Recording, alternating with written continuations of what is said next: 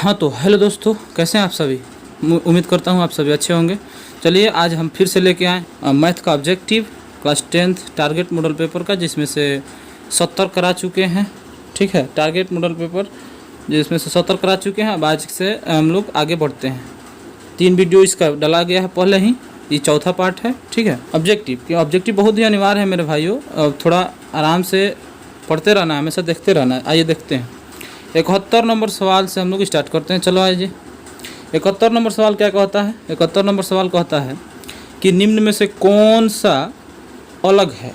निम्न में से कौन सा अलग है, तो ये देखेंगे, ये तो अपरिमेय संख्या है, ये भी परिमेय संख्या, इसका 4, इसका 2, ये भी परिमेय संख्या है, ये भी परिमेय संख्या, यानी कि ये जो है √2/5 ये अपरिमेय संख्या, ये अलग है, उससे अलग है। ठीक है, अब देखते हैं 72 नंबर सवाल। 72 नंबर सवाल क्या कहता है। कहता है कि 3 2 पर रेकरिंग है, इसे P/Q के रूप में लिखा जा सकता है।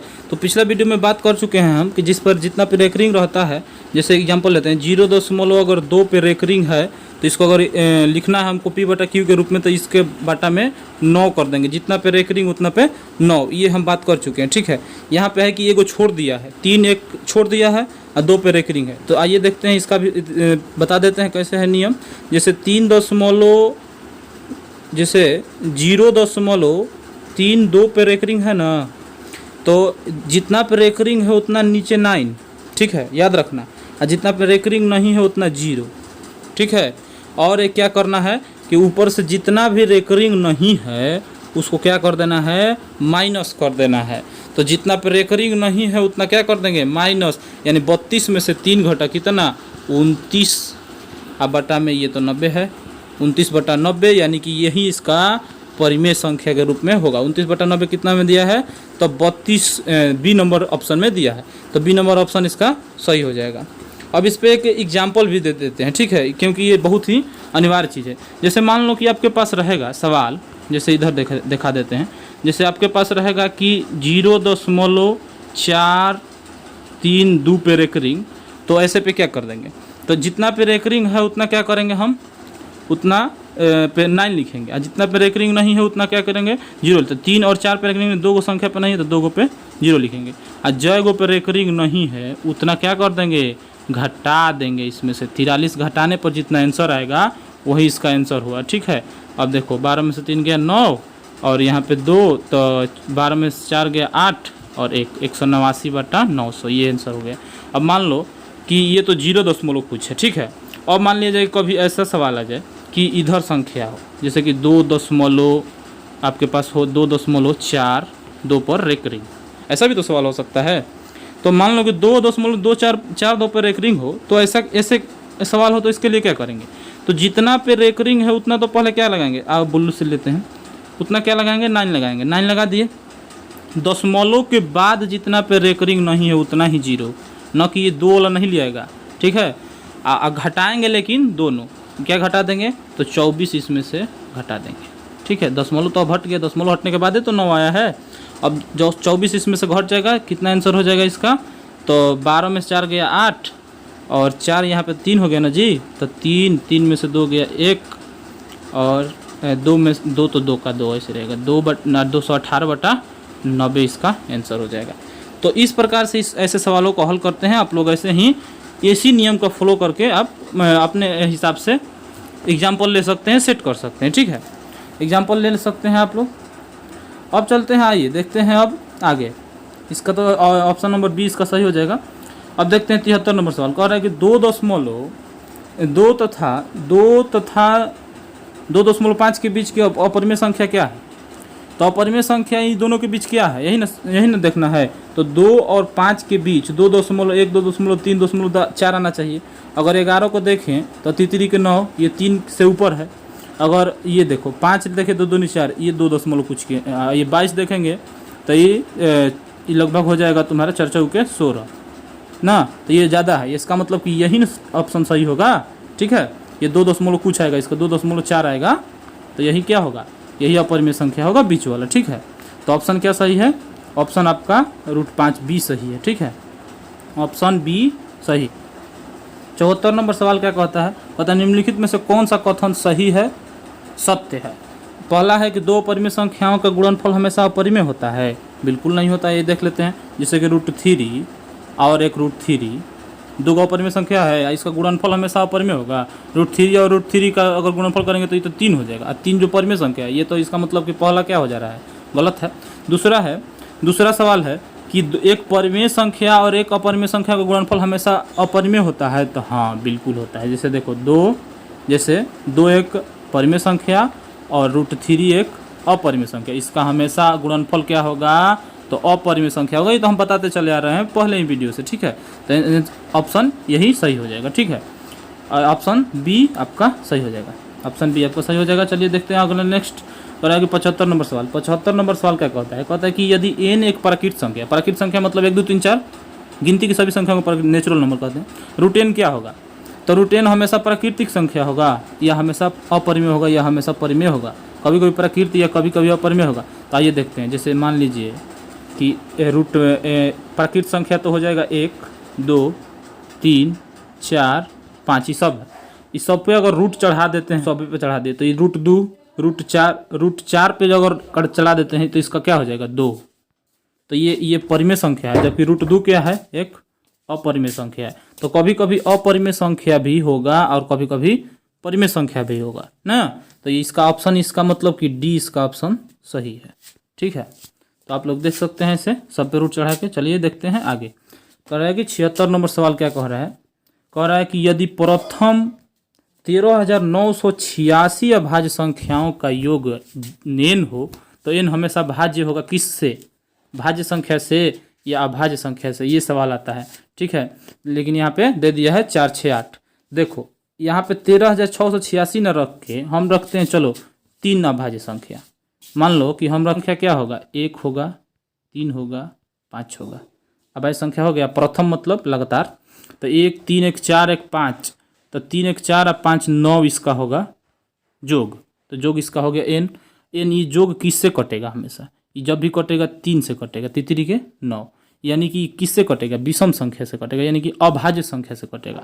तो अभाज्य संख्या देखेंगे कि ऑप्शन में है कोई अभाज्य संख्या नहीं है। एग्जाम्पल के लिए बता दिए 3 गो, ये तो 13,986 दिया है, तो इसमें नहीं है, इसका मतलब कि ये नहीं होगा कि कोई भी इसमें से कोई नहीं होगा, ठीक है। इसमें से ऑप्शन हो जाएगा तुम्हारा, इसमें से ऑप्शन हो जाएगा डी, ठीक है। अब देखते हैं आगे 77 नंबर सवाल क्या कहता है, कहता है कि x के पावर n प्लस 1 का एक गुणक x प्लस 1 है, तो निश्चित रूप से n क्या होगा, n एक मतलब पूर्णांक होगा, सम पूर्णांक होगा, विषम पूर्णांक होगा, क्या होगा। तो आइए हम यहाँ पे मान रख लेते हैं, ठीक है। 2 + 1 इसको मान के चलते हैं। पावर में क्या है इसको लेके चलते हैं, एक बार हम 2, एक बार मतलब कि सम संख्या, एक बार लेके चलते हैं विषम संख्या। तो 2 + 1 पावर में एक बार लेके चलते हैं 3। दोनों का पहले निकाल लेते हैं, ठीक है। मान लीजिए कि निकालते हैं, ठीक है। तो 2 के स्क्वायर 2 दूनी 4 1 5 इसका आंसर होगा, पहला वाला का। अगर इसका है तो 2 दूनी 4 दूनी 8 1 9 होगा, इसका 9, उसका 5। अब है कि क्या x के हम 2 लिए हैं ना जी, तो ये भी इसका भी अगर निकालें तो ये 2 + 1 न होगा, इसका मतलब कि 3 होगा। इसका मतलब 3 कौन किसको काट रहा है, 9 वाले को काट रहा है, न कि 5 वाले को काट रहा है। यानी कि जब क्या रखने पर, जब 3 रखने पर x + 1 इसको काट रहा है, 2 रखने पर नहीं काट रहा है। और जबकि 2 क्या है, एक सम संख्या है, और 3 क्या है, विषम संख्या। यानी कि विषम पूर्णांक का ही ये 2x + 1 एक निश्चित रूप से उसका मतलब गुणनखंड होगा, या जो भी होगा ये काटेगा। तो इसका मतलब इसका आंसर क्या होगा, विषम पूर्णांक। आप वहाँ पे क्या रखेंगे, विषम पूर्णांक। ए नंबर ऑप्शन आपका सही है, ठीक है। अब चलते हैं कि एक संख्या रेखा पर 78 नंबर सवाल, एक संख्या रेखा पर प्रत्येक बिंदु प्रदर्शित करता है। तो एक संख्या रेखा पर सभी बिंदुएं प्रदर्शित किया जाता है। ये आप सभी जानते हैं, माइनस में भी और प्लस में भी। जैसे कि मान लीजिए यहाँ पे 0 है तो इधर प्लस वाला रहता है, इधर माइनस वाला रहता है। तो सब प्लस और माइनस वाले को सबको क्या कहते हैं, रियल नंबर, वास्तविक संख्या। पहला ही चैप्टर है वास्तविक संख्या, तो ए नंबर ऑप्शन इसका सही हो जाएगा। अब 79 नंबर सवाल पे आते हैं, निम्नलिखित में से कौन सा भिन्न दशमलव प्रसार शांत है। तो शांत कब होता है, जब जिसके हर में 2 × 5 का गुणनफल हो। तो 2 × 5 का गुणनफल तो हो ही भी नहीं करेगा 700 में। आइए हम दिखा देते हैं आपको, यहाँ पे किए हैं 700 का अगर देखें तो देखो 700 का गुणनफल किए हैं तो 2 × 2 × 5 × 5 × 7, इसमें 7 आ जा रहा है, जबकि हमको 2 और 5 चाहिए। 2100 का भी किए हैं तो इसमें भी क्या आ जा रहा है, लास्ट में 7 आ जा रहा है। ये दोनों में से कोनो नहीं होगा, ये ना ए होगा ना बी होगा। इसमें भी तो ए ऑलरेडी से 7 है, इसका मतलब कि इसमें है ही नहीं है जो शांत होगा। ऑप्शन नंबर इसका डी ऑप्शन सही हो जाएगा, ठीक है, इसमें कोई शांत नहीं है, ऑप्शन नंबर डी इसका सही हो जाएगा।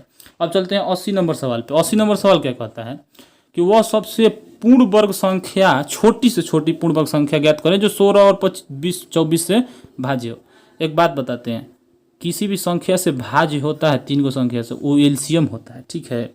आई तीनों का एलसीएम जानते हैं क्या होगा, देखिए निकाल के दिखाए हैं। ये तीनों का एलसीएम होगा 240, तीनों का एलसीएम क्या होगा 240। लेकिन 240 एलसीएम होगा, लेकिन ये कह रहा है पूर्ण वर्ग संख्या होगा, ठीक है। अब सवाल देखिए, सवाल समझ में आ रहा है तो आपको बोलिए।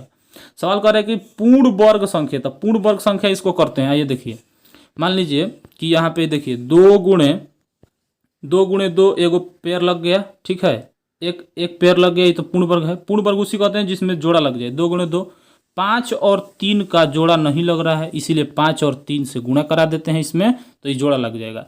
यानी 24 5 तो 4 5 20 के 0, और 2 5 10, और 2 12, 120 होगा। 120 में 3 से गुणा करेंगे तो बढ़ती है 36, यानी एगो 0 इसमें छोड़े थे, तो 3600 आंसर जो है उसमें ये क्या होगा, यही सही होगा, ये पूर्ण वर्ग संख्या है। तो 3600 आंसर किस में दिया गया है, डी में दिया गया है, तो डी ऑप्शन आपका सही हो जाएगा, ठीक है। यहाँ पे देखने लायक है, देख लीजिएगा। 81 नंबर सवाल क्या कहता है, कह रहा है कि दो संख्याओं का लघुत्तम समअपवर्तक इनके महत्तम समअपवर्तक का 14 गुना है। तो लघुत्तम समअपवर्तक जो है उसके बारे में बात हो रहा है, मौसों के बारे में नहीं हो रहा है, महत्तम समअपवर्तक के बारे में। यानी कहने का अर्थ है कि एलसीएम मौसों क्या कर देंगे हम, मौसों हम मार लेते हैं एक्स, तो लॉसो क्या होगा, लॉसो हो जाएगा एलसीएम बराबर, कह रहा है कि इसके क्या है 14 गुना है, यानी कि 14x हो जाएगा कि नहीं हो जाएगा। और एक क्या दिया है कि दोनों का योग कितना है 600 है, यानी कि इस दोनों का योग, तो x प्लस 14x कितना x, 15x बराबर कितना 600, यानी कि x बराबर क्या हो जाएगा 15 से अगर कटाएंगे तो 40 बार में कट जाएगा, 15 चौके 60, x बराबर 40, यानी कि एगो मौसो हो जाएगा तुम्हारा, यहाँ पे देखो, यहाँ से दिखाते हैं, मौसो हो जाएगा 40 और यहाँ पे 14 चौके 56, एलसीएम हो जाएगा 56, 0 का 0 ना जी, 0, 560। अब कह रहा है कि यदि एक संख्या 280 है तो दूसरी संख्या क्या होगा, यही ना। तो एक संख्या 40 560 हो गया ना, तो 40 560 एक सूत्र आता है, दिखाते हैं, एक सूत्र आता है कि लॉसो गुणे मौसो बराबर ए गुणे बी, ए गुणे बी बराबर लॉसो गुणे मौसो, ये आता है एक सूत्र HCF। तो यहाँ पे हम लोग के पास ए पता है, कितना पता है, दिया है यहाँ पे 280, तो 280 यहाँ पे रखेंगे ना जी, 280 और बी का बी रहने देंगे। एलसीएम पता हो गया हम लोगों का कितना 560, HCF कितना पता हो गया 40, पता हो गया कि नहीं हो गया। अब बी हमको पता करना है, बी मतलब दूसरी संख्या, तो 280 जो है उधर न चला जाएगा, यानी कि 560 गुणे 40 बटा में 280 कटाते हैं, 0 से 0 खत्म, 4 से अगर कटाएंगे तो 7 चौक 28 खत्म, और 7 से कटाएंगे तो 7 8 56 खत्म, यानी कि 80 बार में ये कट जा रहा है, 80 बार में ये कट जा रहा है। 80 इसका आंसर आ रहा है, देखो तो 80 आ रहा है, 80 बिल्कुल सही है। आप लोग एक बार देख सकते हैं, इसको हम ऐसे कर देते हैं, ठीक है, ऐसे आप स्क्रीनशॉट भी ले सकते हैं, तो इसका 80 बार में ये कट जाएगा, ठीक है। तो आइए देखते हैं अब चलते हैं 82 नंबर सवाल पे। 82 नंबर सवाल क्या कहता है, कहता है कि 23.43 पे रेकरिंग है, इसको P बटा Q के रूप में लिखा जा सकता है। तो अभी बताएं, अब फिर से बता दे रहे हैं, जितना पे रेकरिंग रहेगा उतना नीचे 9 लगेगा, ठीक है। दशमलव के बाद जितना खाली रहेगा उतना 0 लगेगा। यहाँ पे तो दशमलव के बाद कोई खाली नहीं है, तो यहाँ पे नहीं लगेगा 0, ठीक है, केवल घटेगा। तो 23वां क्या हो जाएगा, घट जाएगा इसमें से, तो 23 घटा देंगे तो 3 में से 3 गया 0, और 4 में से 2 गया 2, और 23 का तो 23 से रह जाएगा, 23 का 23, 20 बटा में 99, यानी ऑप्शन क्या हो जाएगा सही, ऑप्शन नंबर ए सही है, ठीक है। इसको आप लोग देख लीजिएगा, रिवीजिंग कर लीजिएगा, अपने से कोई भी उदाहरण लेकर देख सकते हैं, ठीक है, जितना पर रेकरिंग है जैसे हम बताए हैं। अब देखते हैं 83 नंबर सवाल, कह रहे हैं कि x के पावर n x+1 का एक गुणक है x+1, सिर्फ तभी होगा। कब होगा? जब धनात्मक रहेगा तब, विषम रहेगा तब। एक उत्तर रख के बताए थे, तो यहाँ पे रख के हम लोग को क्या करना चाहिए, यहाँ पे रख लेना चाहिए, एक बार 2, एक बार 3, एक बार मतलब सम और एक बार विषम। तो मान लो कि हम यहाँ पे सम रख लेते हैं पहले, ठीक है, x का भी कोई मान ले लेते हैं, तो x का मान पहले 2 ले लेते हैं, 2 के पावर एक बार 2 + 1 ले लेते हैं, एक बार क्या ले लेते हैं, एक बार ले लेते हैं 2 के पावर 3 + 1 ले लेते हैं, ठीक है, 3 बार ये ले लेते हैं, ठीक है। अब देखो, अब इसका हल करके थोड़ा निकाल लेते हैं, तो 2 दूनी 4 और 4 1 5। अब इसका हल करके निकाल लेते हैं, तो 2 दूनी 4 दूनी 8 1 9। अब x+1, तो x का मान हम कितना लिखे हैं, 2 रख लेना, 2 + 1 3 ना होगा, 3 किसको काट रहा है, 9 वाले को काट रहा है, यानी कि विषम संख्या रखने पर काट रहा है, ठीक है। तो इसका विषम धनात्मक पूर्णांक होगा, ये पहले भी बता चुके हैं, ठीक है। इसका आंसर हो जाएगा विषम वाला। तो विषम क्या है, ऑप्शन में बी में है, ऑप्शन बी में है, ऑप्शन बी में विषम है, ठीक है। तो हो जाएगा बी आंसर सही। अब 84 नंबर सवाल पे आते हैं। कह रहा है कि 6x⁴y तथा 12xy का महत्तम समापवर्तन क्या है। देखिए एक बात बताते हैं, मौसव उसी को कहते हैं जो दोनों संख्याओं को काट दे, ठीक है। तो दोनों संख्याओं को काटने के लिए इसमें से सक्षम कौन सा है, 6x² y सक्षम है, नहीं है सक्षम। y से ये 6x काट सकता है, 6x भी नहीं काट सकता है, 6x इसको भी नहीं काट सकता, y बच जाएगा। y वाला तो ये बिल्कुल नहीं काट सकता, क्योंकि इसमें x है नहीं, तो x कैसे काटेगा। ये जो है ये दोनों इसमें है, ये काट सकता है, बिल्कुल ये दोनों को काट सकता है, दोनों को काट देगा। कितना बार में, 6xy में केवल हमको क्या कर देना है, x, अगर x यहाँ पे है x³ से गुणा कर देंगे तो हो जाएगा ना जी, x से ऐसे कटा सकते हैं, देखो ना हम कटा के दिखा देते हैं, छोड़ते हैं। हमको कितना 6x4, तो 6x4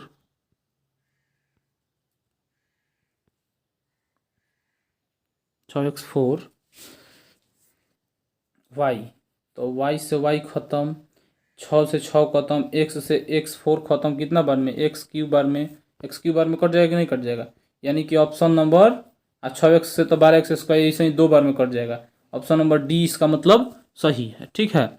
अब देखते हैं, √10 × √15 के बराबर क्या होगा, यही ना। तो √10 × √15 अगर इसको गुणा करेंगे तो √150 होगा, होगा कि नहीं होगा, √150। और 150 का अगर गुणनखंड करेंगे तो जानते हो कितना होता है, 15 धाम 150 होता है ना, यानी कि 5 × 3 पचती हैं 15, अब 15 दूनी 30, 15 3 लिख दिए, 15 दूनी 30 और 30 पाछे 150, ठीक है। अब देखो जोड़ा लगाओ, तो जोड़ा लग के 5 बाहर आ गया, रूट में कितना फंस गया 6, यानी कि 5√6 ऑप्शन नंबर ए आपका सही है, ठीक है। सही उत्तर क्या है, ऑप्शन नंबर ए।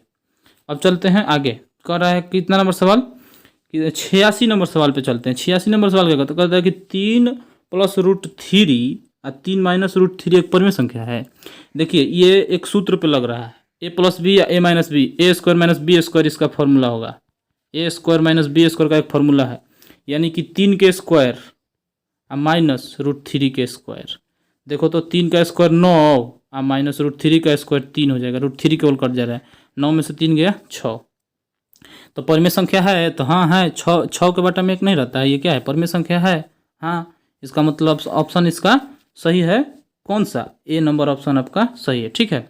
अब चलते हैं 87 नंबर सवाल पे। कह रहा है कि 1.34 को परिमेय संख्या के रूप में लिखा जा सकता है, बिल्कुल लिखा जा सकता है, दशमलव हटाओ, दशमलव के बाद जो एगो संख्या तो एगो 1 के बाद 0, याद रखना, ठीक है। दशमलव के बाद जो एगो संख्या तो एगो 1 के बाद 0, कटा सकते हो इसको, 50 दूनी 100 आ 6 दूनी 12 आ 2 दूनी 4, 62 दूनी, तो एक बार और कटा देते हैं, 6 दूनी 12 आ 1 बचा 7 दूनी 14, देखो गलत कटा दिए हैं, 6 दूनी 12 आ 1 बचा ना, तो 7 दूनी 14, 67 बटा में 50, ऑप्शन नंबर बी इसका सही है, ठीक है, ऑप्शन नंबर बी सही है। उसके बाद 88 नंबर सवाल देखते हैं। कह रहा है कि क्या सभी वास्तविक संख्याएं परिमेय संख्या है। वास्तविक संख्या किसे कहते हैं, परिमेय संख्या और अपरिमेय संख्या दोनों का ना, तो कैसे एक ही हो जाएगा, परिमेय संख्या थोड़ी होगा, अपरिमेय संख्या भी होता है ना, नहीं, ये वास्तविक संख्या जो है एक परिमेय संख्या है और अपरिमेय संख्या दोनों है तो दोनों है, ठीक है, दोनों है, सही सही है। उसके बाद है 89 नंबर सवाल, कह रहा है कि 0.29 पे जीरो को परिमेय संख्या में लिखिए। तो जितना पे रेकरिंग तो एगो जीरो नीचे 9, तो 23 बटा कितना हो जाएगा 9, ये बी ऑप्शन में दिया है तो ऑप्शन सही है, ठीक है। 90 नंबर सवाल क्या कह रहा है, कह रहा है कि दो संख्याओं का गुणनफल क्या होता है, तो ये तो क्या है, ये तो सूत्र है एफ गुणे एलसीएम, ठीक है। अब कह रहा है 91 नंबर सवाल कि परिमेय संख्या 43 है, 43 अब बटा में 2 के पावर 4 गुणे 5 के पावर 3 का दशमलव प्रसार में कितने अंक बाद रुक जाएगा।